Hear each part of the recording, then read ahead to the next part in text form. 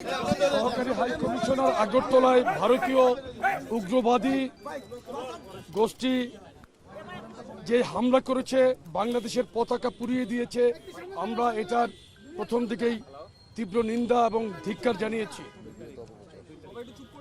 ভারতীয় কতিপয় গদি মিডিয়া যারা বাংলাদেশ সম্পর্কে বরাবরই মিথ্যা প্রচারণা করছে, মিথ্যা প্রচারণা করে সাম্প্রতিক দাঙ্গা সৃষ্টির অপপ্রয়াস এবং ভারতের আগ্রাসনমূলক মনোভাবের প্রতিবাদে আমাদের আজকের এই প্রতিবাদী পদযাত্রা এবং স্মারকলিপি পেশ কর্মসূচি ছিল।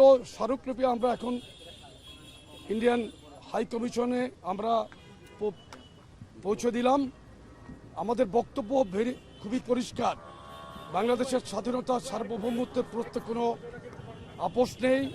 বাংলাদেশের জনগণকে সবসময় ঐক্যবদ্ধ করে বিএনপির ভারপ্রাপ্ত চেয়ারম্যান জনাব তারেক রহমান সব সময় ঐক্যের কথা বলেছেন, বাংলাদেশের জনগণের অধিকারের কথা বলেছেন, স্বাধীনতা সার্বভৌমত্বের প্রশ্নে কোনো আপোষ নেই এই কথা বলেছেন। এবং এই কথাটি প্রতিধ্বনি যুবদল, স্বেচ্ছাসেবক দল, ছাত্রদল আজকে রাজপথে করেছে। আমাদের এই প্রতিবাদ কর্মসূচি শান্তিপূর্ণ কর্মসূচি ছিল। আমরা কোনো প্রকার সন্ত্রাসে বিশ্বাসী না। বাংলাদেশের মুসলমান, শান্তিপ্রিয় মুসলমান, আমরা কোনো সাম্প্রদায়িক দাঙ্গার মধ্যে আমরা নাই।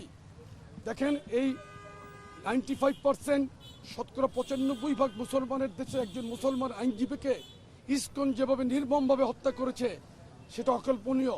তারপরে এই দেশের মুসলমান কিন্তু সর্বোচ্চ ধৈর্য ধারণ করেছে, সংযম দেখিয়েছে।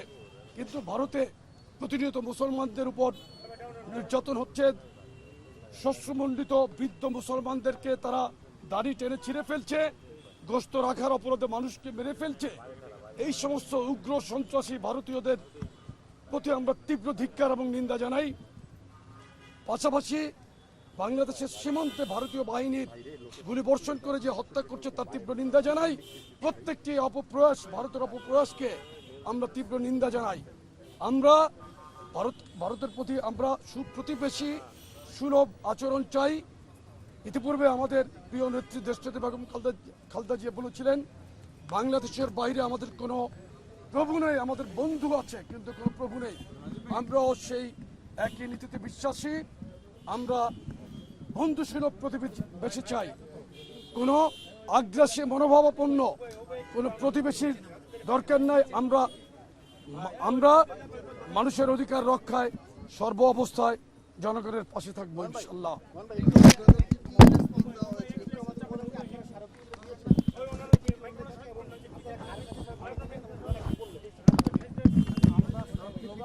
উল্লেখ করেছি যে আমাদের সহকারী হাই কমিশন হামলার শিকার হয়েছে, ওখানে সম্পদ বিনষ্ট করেছে, ওখানে পতাকা পুড়িয়েছে। এইসব অবমাননার আমরা বিচার দাবি করছি। পাশাপাশি ভারতীয় যে একপেশে মিডিয়া বাংলাদেশে বাংলাদেশের জনগণের বিরুদ্ধে উস্কানিমূলক বক্তব্য দিচ্ছে, বিশেষ করে সাম্প্রদায়িক সম্প্রীতি বিনষ্ট করার জন্য তারা চেষ্টা করছে। এগুলো যাতে ভবিষ্যতে বন্ধ হয়, এরকম উস্কানিমূলক বক্তব্য যাতে আর না দেয়। এবং প্রতিবেশী হিসাবে ভারতকে আমরা অস্বীকার করতে পারবো না, কিন্তু অবন্ধুসুলভ আচরণ থেকে তারা যাতে বিরত থাকে এটা আমরা বরাবরই বলে আসছি। যদিও দুর্ভাগ্যজনকভাবে স্বাধীনতার পর থেকে আজকে পর্যন্ত বিভিন্ন রকমের এই আগ্রাসন ভারত আমাদের উপর চালিয়ে আসছে। শুরু থেকেই তারা সাংস্কৃতিক আগ্রাসন চালাচ্ছে, শুরু থেকেই বাণিজ্য বৈষম্যের নামে তারা অর্থনৈতিক আগ্রাসন চালাচ্ছে। এবং বর্ষা মৌসুমে আপনারা লক্ষ্য করেছেন বাংলাদেশের উৎসমুখের নদীগুলোতে তারা যে বাঁধ দিয়েছিল, এই বাঁধগুলো খুলে দিয়ে তারা আমাদেরকে বন্যা পানিতে ভাসিয়ে দিচ্ছে। তাদের জাতীয় দিবসে বাংলাদেশ থেকে বিভিন্ন সময় তাদেরকে শুভেচ্ছা জানানো হয়, কখনো ইলিশ পাঠানো হয়, কখনো জামদানি পাঠানো হয়। কিন্তু দুর্ভাগ্যজনকভাবে তারা আমাদেরকে ফেলানির লাশ উপহার দেয়, তারা ফেন্সিডিল পাঠায়, তারা ইয়াবা পাঠায় এবং ভরা মৌসুমে তারা বন্যার পানি দিয়ে আমাদেরকে তলিয়ে দেয়। আমরা চাই তারা বন্ধুসুলভ আচরণ করুক। এবং আমরা আরও বলতে চাই, বাংলাদেশের স্বাধীনতা সার্বভৌমত্ব কারো দয়ার দান নয়। শহীদ রাষ্ট্রপতি জিয়াউর রহমান 1971 সালে শুধু ওই রিভোল্ট বলেই ক্ষান্ত হননি, হাতে রিকয়েললেস রাইফেল তুলে নিয়েছিলেন, রণাঙ্গনে ঝাঁপিয়ে পড়েছিলেন, শৌর্য বীর্য আর সাহসের পরীক্ষায় উত্তীর্ণ হয়ে স্বাধীনতার লাল সূর্যটাকে ছিনিয়ে এনেছিলেন। পাশাপাশি আমাদের প্রিয় নেতা দেশনায়ক জনাব তারেক রহমান হাজার মাইল দূরে থেকেও বাংলাদেশের প্রতি ইঞ্চি ভূমির স্বাধীনতা সার্বভৌমত্ব রক্ষা করার জন্য নিরন্তর সংগ্রাম চালিয়ে যাচ্ছেন। বাংলাদেশের জনগণকে ঐক্যবদ্ধ করে এই সংগ্রাম আমরা চলমান রাখবো ইনশাআল্লাহ। বিশেষ করে বাংলাদেশ জাতীয়তাবাদী যুবদল, বাংলাদেশ জাতীয়তাবাদী স্বেচ্ছাসেবক দল, বাংলাদেশ জাতীয়তাবাদী ছাত্র দল ঐক্যবদ্ধভাবে ভবিষ্যতে বাংলাদেশের বিরুদ্ধে যে কোনো ষড়যন্ত্র রুখে দেবে ইনশাআল্লাহ। Thank you. একটু আমাদের বলবেন আপনাদের সার্টিফিকেট ইয়ে গ্রহণ করলে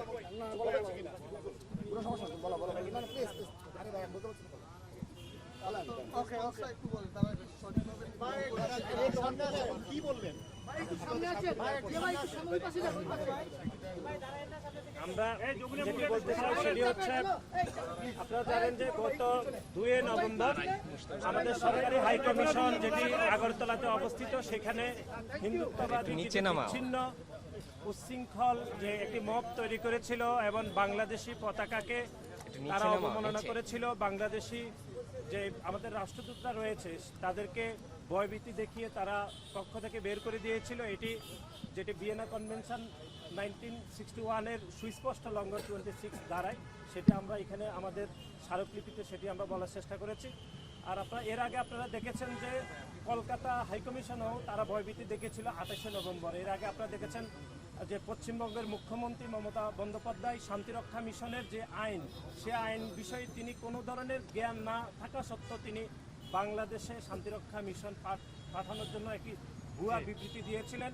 এর আগে আপনারা দেখেছেন বাংলাদেশে একজন নাগরিককে গ্রেপ্তারের প্রতিবাদে ভারতের সাউথ ব্লক যেরকম বিবৃতি দিয়েছিল, সেটি বাংলাদেশের স্বাধীনতা সার্বভৌমত্বের উপর বরখলাপ বলে আমরা যেটি আমাদের স্মারকলিপিতে উল্লেখ করেছি, সেটি ভারতীয় হাইকমিশনের দুজন উচ্চপদস্থ কর্মকর্তা আমাদেরকে অত্যন্ত সৌহার্দ্যপূর্ণ পরিবেশে তারা এটি গ্রহণ করেছে। আমরা বাংলাদেশের জনগণের কথা, বাংলাদেশ জাতীয়তাবাদী ছাত্রদল, যুবদল এবং স্বেচ্ছাসেবক দলের যৌথ অংশীদারিত্বের ভিত্তিতে যে একটি শান্তিপূর্ণ পদযাত্রার মাধ্যমে আমরা সেটি ভারতীয় দূতাবাসকে জানিয়ে দিয়েছি এবং বাংলাদেশের মানুষের প্রতিবাদটি আমরা এই আজকের এই পদযাত্রা এবং স্মারকলিপির মাধ্যমে ভারতীয় সরকারকে আমরা জানাতে সচেষ্ট হয়েছি। Thank you. সহকারী হাই কমিশনার আগরতলায় ভারতীয় উগ্রবাদী গোষ্ঠী যে হামলা করেছে, বাংলাদেশের পতাকা পুড়িয়ে দিয়েছে, আমরা এটার প্রথম দিকেই তীব্র নিন্দা এবং ধিক্কার জানিয়েছি। ভারতীয় কতিপয় গদি মিডিয়া যারা বাংলাদেশ সম্পর্কে বরাবরই মিথ্যা প্রচারণা করছে, মিথ্যা প্রচারণা করে সাম্প্রতিক দাঙ্গা সৃষ্টির অপপ্রয়াস এবং ভারতের আগ্রাসনমূলক মনোভাবের প্রতিবাদে আমাদের আজকের এই প্রতিবাদী পদযাত্রা এবং স্মারকলিপি পেশ কর্মসূচি ছিল। স্মারকলিপি আমরা এখন ইন্ডিয়ান হাই কমিশনে আমরা পৌঁছে দিলাম। আমাদের বক্তব্য খুবই পরিষ্কার, বাংলাদেশের স্বাধীনতা সার্বভৌমত্বের প্রশ্নে কোনো আপোষ নেই। বাংলাদেশের জনগণকে সবসময় ঐক্যবদ্ধ করে বিএনপির ভারপ্রাপ্ত চেয়ারম্যান জনাব তারেক রহমান সব সময় ঐক্যের কথা বলেছেন, বাংলাদেশের জনগণের অধিকারের কথা বলেছেন, স্বাধীনতা সার্বভৌমত্বের প্রশ্নে কোনো আপোষ নেই এই কথা বলেছেন এবং এই কথাটি প্রতিধ্বনি যুবদল, স্বেচ্ছাসেবক দল, ছাত্রদল আজকে রাজপথে করেছে। আমাদের এই প্রতিবাদ কর্মসূচি শান্তিপূর্ণ কর্মসূচি ছিল। আমরা কোনো প্রকার সন্ত্রাসে বিশ্বাসী না। বাংলাদেশের মুসলমান, শান্তিপ্রিয় মুসলমান, আমরা কোনো সাম্প্রদায়িক দাঙ্গার মধ্যে আমরা নাই। দেখেন, এই 95% শতকরা 95% মুসলমানের দেশে একজন মুসলমান আইনজীবীকে ইসকন যেভাবে নির্মমভাবে হত্যা করেছে সেটা অকল্পনীয়। তারপরে এই দেশের মুসলমান কিন্তু সর্বোচ্চ ধৈর্য ধারণ করেছে, সংযম দেখিয়েছে। কিন্তু ভারতে প্রতিনিয়ত মুসলমানদের উপর নির্যাতন হচ্ছে। শস্যমণ্ডিত বৃদ্ধ মুসলমানদেরকে তারা দাড়ি টেনে ছিঁড়ে ফেলছে, গোশত রাখার অপরাধে মানুষকে মেরে ফেলছে।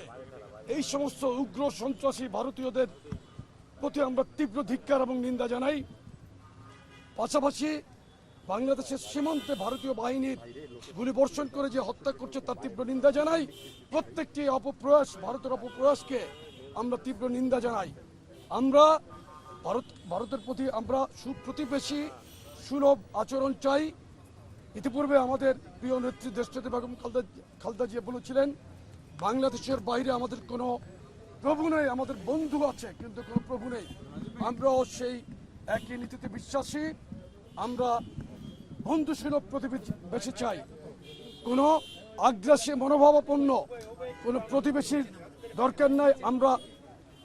আমরা মানুষের অধিকার রক্ষায় সর্ব অবস্থায় জনগণের পাশে থাকবো ইনশাল্লাহ।